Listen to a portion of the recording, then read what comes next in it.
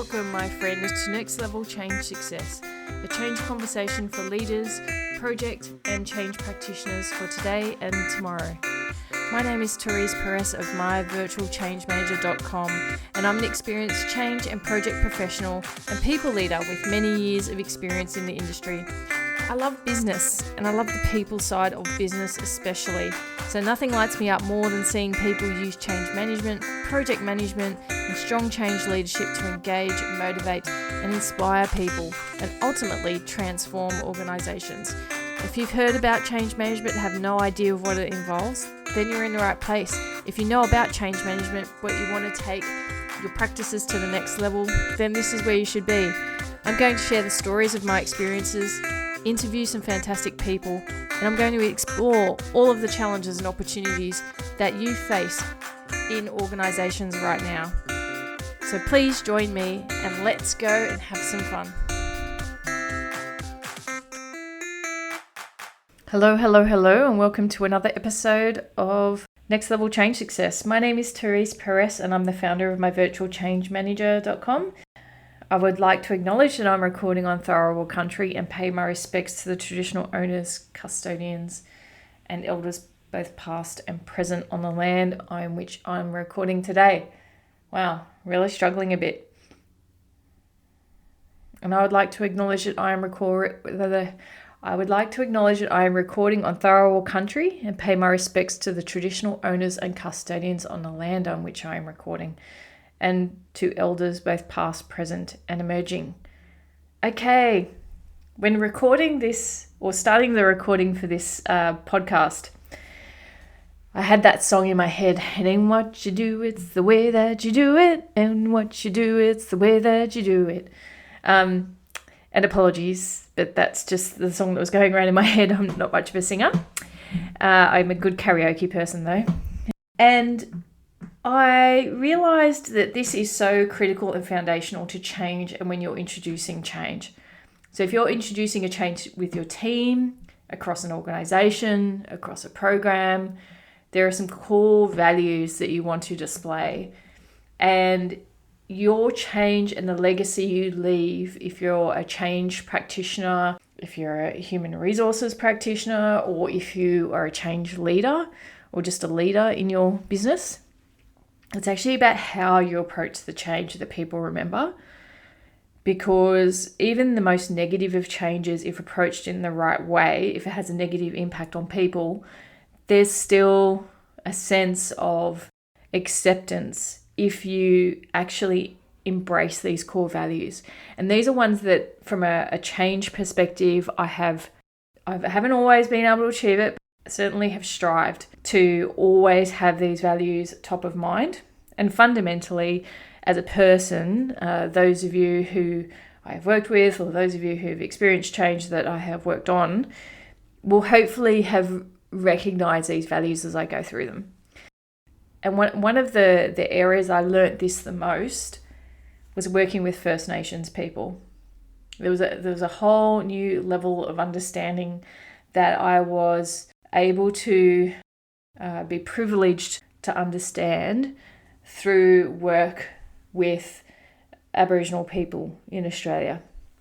And I am forever grateful for that, for those who were generous enough to share the culture and to give me the space to learn lessons, to increase my own cultural awareness, really, as a non-Indigenous person. Forever grateful. And it just had it embed in me, in the core of my being, in relation to the way that you approach change is so critical. So let's cover off some of the values. Respect, fundamental for change. You must respect those who you are working with and those who you are serving through that change process, those who are impacted. So often people get caught up in the emotion of the change, or if people have an emotional reaction to the change that you're implementing, and then all of a sudden there's an emotional retaliation that happens, and then the fairness and equity gets lost. And fairness and equity is really fundamental to respect. Sure, life's not fair all the time, but you certainly strive for consistency in your approach so that everyone is fundamentally treated the same. Everyone goes through a similar process. You tailor to audiences, impacted groups who might need more support, for sure. And that's part of the respect element as well. Some people respect their journey. Some people may take longer to get on board the bus, as we say. However, it's about ensuring that you are giving everyone the same information at the same time. It's a fundamental respect thing. And I have actually seen it where if you have a group of leaders, that one leader has gone off to a forum and shared information that other groups who are impacted have not heard. And that is really disrespectful. And so that whole concept of a guiding coalition at leadership level and ensuring that everyone communicates at the same time, if there's definitely fundamental impacts to people's roles, that's really critical. Because the naivety of many leaders to think, no, I want to share it with my team, so I'm going to go rogue and I'll share it with my team first because I just happen to have my team together on this day, it starts to show a fundamental disrespect to other groups.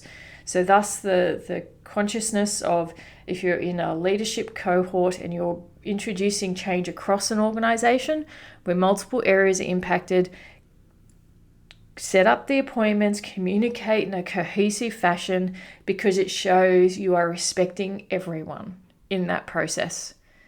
And I can tell you that when people are like, well, people weren't meant to take screen snapshots and share this and share that. Well, people do, because we live in a technological age and people have iPhones. Even in forums, they have iPhones. They will lift their iPhone up and they will take a photo and they will share it to colleagues, peers. So you really need to be sharp on knowing that an organization has its social networks, that it's connected. And so therefore, if you're implementing a value, if you have the fundamentals of respect at the core of your communication strategy and at the core of your change process, then you are going to communicate as a leadership group at the same time with all of your people in a coordinated way so that the experience lines up with that value. Really, really important. Respect. Another key area and way of doing things, which does mean you get a better end product, is through collaboration and true collaboration. Sitting down with people, testing ideas, testing concepts, ensuring that you're listening. And it's such a key thing around listening that I want to talk about in a second. But it's very much around co-design at its truest sense, hand in hand. What are the constraints that the project or program might have to work within? So what are the rules on the playing field? And then work with those impacted to get the best outcome if it stays within those constraints. Now I can hear people saying, yeah, but Therese, in my particular project or my particular program or with my change, we can't share all the information with people. And there may be a certain percentage of change in which that can't occur. But let me tell you, about 90% of change can always be co-designed with those who are impacted. Things can be tested. Ideas can be tested. Concepts can be tested. Feedback and input can be gathered from those who are impacted to ensure that the solution is going to work for them. And so you do varying degrees, of course. The very core of human-centered design would mean you would have those who are experiencing the issue or problem at the table to help define the solution. However, obviously, there's a lot of maturity in an organization that has to take place and customer centricity that has to be in the DNA of the organization to embrace that. Some industries do it particularly well. So the Googles, the technology where actually the beta testing and all of that happens in the technology space is in partnership with customers. They help collaborate, they help design, they help create. And the better service industries absolutely work with, and once again, beta test with their customers, solutions, involve them in pilots, focus groups, community forums, those type of things. Why we're not doing it more and more across corporate, across other industries, is beyond me.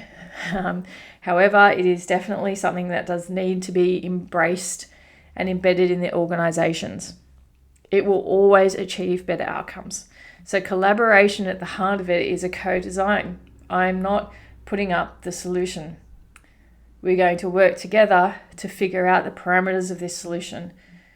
Within there might be some constraints, or there might be some known constraints that might shift as a result of the conversation happening around the table. And sometimes solutions can come from left field and can be so much better and leapfrog the solutions that the experts, and I say experts I've got rabbit's ears going on, the experts who created. So very important around collaboration. Utilize some of the best resources you've got, who are your customers, your clients, your stakeholders, your suppliers, your partners, your impacted groups, through collaboration. If you collaborate, the change is easier to embed, far easier to embed. The earlier you collaborate, the better and easier it is to put together a change plan to have that change embraced. The concept of listening. So the third key value, listening genuinely. This is a really fascinating thing because everything seems to be so surface oriented from a change perspective. Oh, we'll have an email box. So if anyone has any questions, they can email us. And then we'll go back on email and say, thanks for that, but this is the reason why we're doing this. Versus actually we want to initiate a conversation, a genuine conversation. Let's get together. Let's try and unpack what your core point is so that we can make sure that the solution is going to address that. I always say where there's smoke, there's fire. That whilst people might become quite emotive during a change and be, emotionally responding to something, there may be something to it that you need to explore and sit with. And sitting with people in a genuine way is not something that many organizations do well. So you want to make sure, once again, that you're facilitating a genuine process through listening and that you're getting those sound bites to the right people who can affect modifications within the solution to make sure that you get the best outcome. And I see this concept of listening in many organizations, especially if looking at engagement results or looking at how to improve if there's a disconnect, if there's silos in the organization. So many culture leads really struggle to break that down. And it's because you need to teach the skill of listening, which is more EQ related. And for those who work in human-centered design, for those who have had exposure to community forums, led community forums, to really sharp facilitators, this is their strength and superpower. Now, I'm not perfect in this space. In fact, I'd never claim to be perfect in any space. But the ability to listen, I have sharpened over many, many years. And it really comes down to your self-awareness. So you can only hear others when you can reach an objective space and understand when you're driven by your own bias and exploration of your own biases.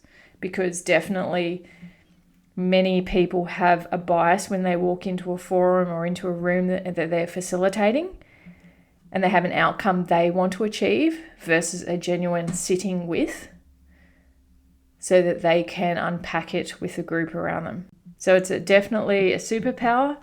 It's a skill. So if looking to have forums created where you're actually going to be seeking feedback, and it also comes down to the collaboration concept, right?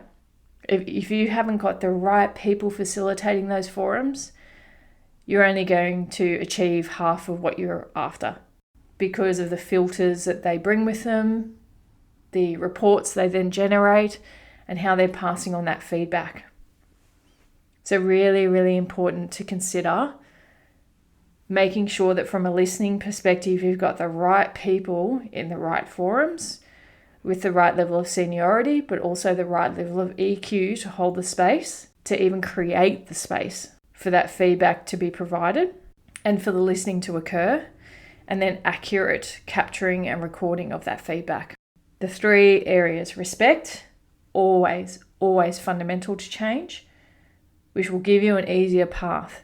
People still may not be happy, but you can know that through the process and through that respect value, that you've treated everyone with fairness and equality, you've communicated enough to people, and that you won't be disrupted as you go and embed. Collaboration, true collaboration, which is really that sitting with people, not having the answer crafted and you testing it. It's actually creating it with others.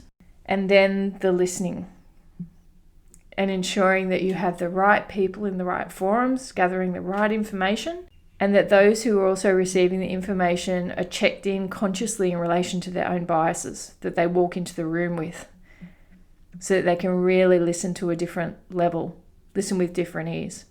Have you ever been in those sessions where people, someone's talking to you about your topic of expertise, and the person walks in and says, okay, I know that you have a whole bunch of knowledge, and so your cup is full, but what I want you to do is to tip that cup out, and they get you to tip it out so that it's empty and so that you can receive information around this group today, and you can fill your cup up. You can look at it from a different perspective. One person sees the handle, the other person doesn't. But it's making sure that you're looking at this and what's in your cup from all different angles, and you need to be open-minded to do that. So these are the things as a change facilitator or a change leader that you need to really consciously do, because everyone gets so task focused and they're just forcing through an outcome and a solution that they think is right. But the fundamental of true change means you need to take this approach. It is more creative, it will have better outcomes, and it will make your change more successful.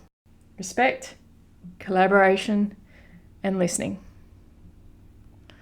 I hope this has had you look at your change that you're currently working on from maybe through a different lens.